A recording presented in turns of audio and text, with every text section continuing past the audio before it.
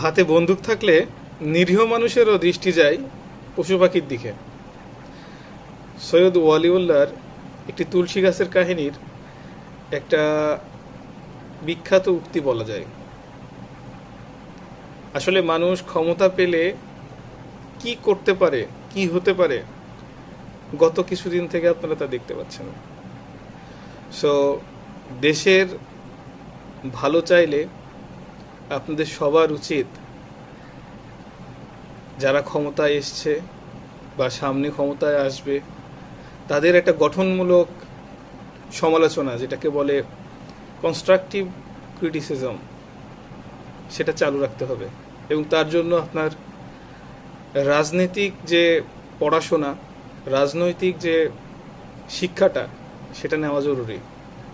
যদি সত্যিই আপনি দেশপ্রেমিক হন তাহলে ভবিষ্যতের